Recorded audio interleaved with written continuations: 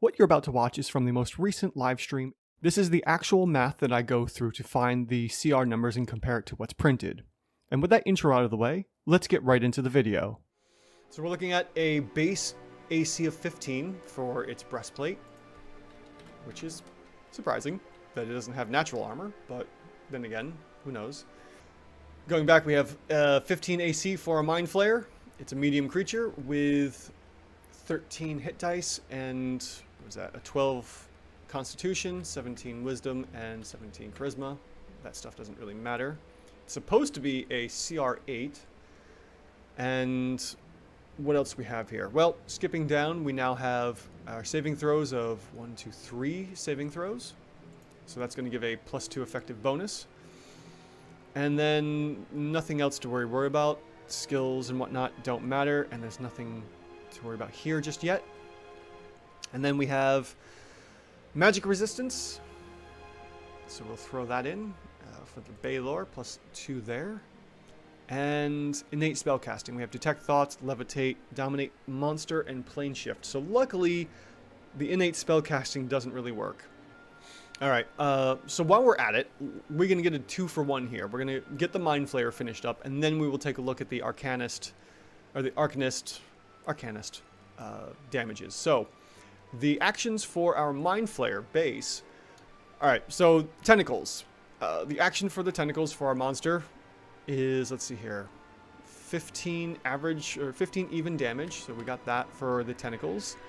And then could also be stunned. So just for the heck of it, I'm going to throw in the constrict because of the ability to stun. You know, if a giant snake can constrict and restrain someone and give that a +1 AC bonus, I'm going to say a, let's see here. Oh, it's also grappled. Yeah, so that's fine. And then it can be stunned. So the grapple works, and we're going to get an AC bump there as well, because of the constrict and allowing that for grapples. Next we have Extract Brain, which one incapacitated humanoid grappled by the Mind Flayer is hit for 55 piercing damage. If the damage reduces the target to 0.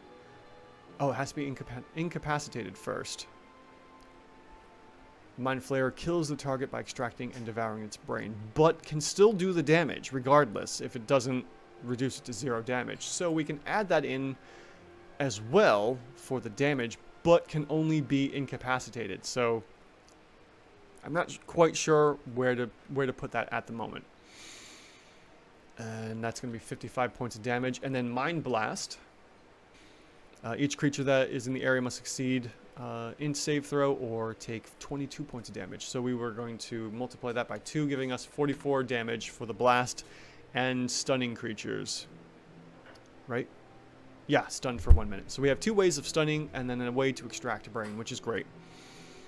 So right off the bat, for round 1, we're going to suggest stunning a whole bunch of creatures. And then round 2, we're going to try and extract a brain.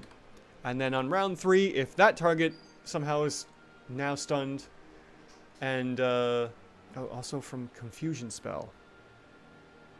Yep, I see it right down there. 4th level confusion. Yep, another way to hallucinatory terrain.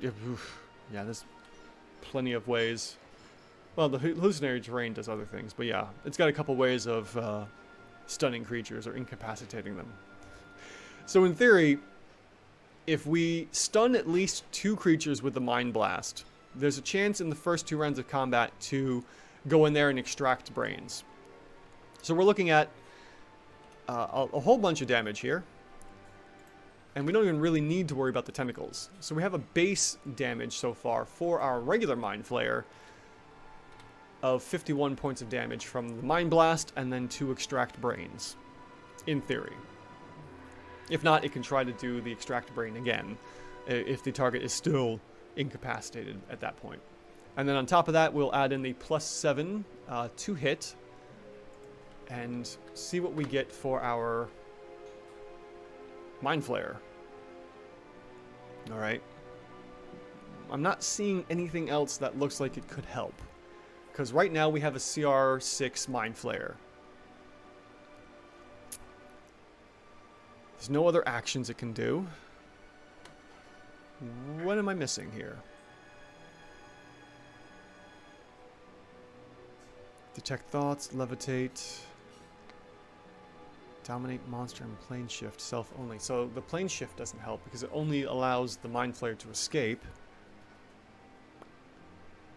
Huh. Interesting.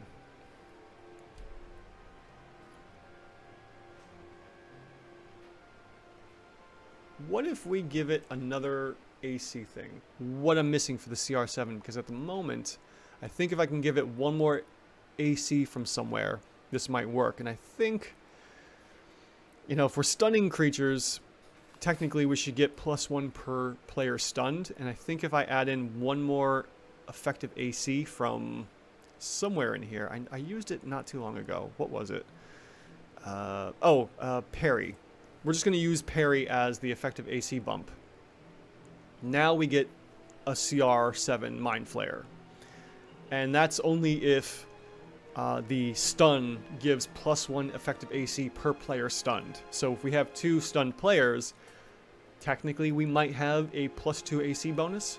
And I've been kind of leaning into that for a while now. If anything is giving some kind of a condition modifier, be it grappled, restrained, stunned, incapacitated, poisoned in a way, these might be +1 effective AC bonuses. And it seems to work in this case. For the standard Mind Flayer, it looks like, provided it gets +2 AC bonus from the Mind Blast, and shoot, even Tentacles, you know, we might be looking at a CR6 or 7 Mind Flayer. So it looks like the Mind Flayer is correct. And there you have it. That's how you break down and expose the monster's CR values. If you like what you've seen, hit the subscribe button down below and give the video a thumbs up. I post daily, and until next time, thanks for watching.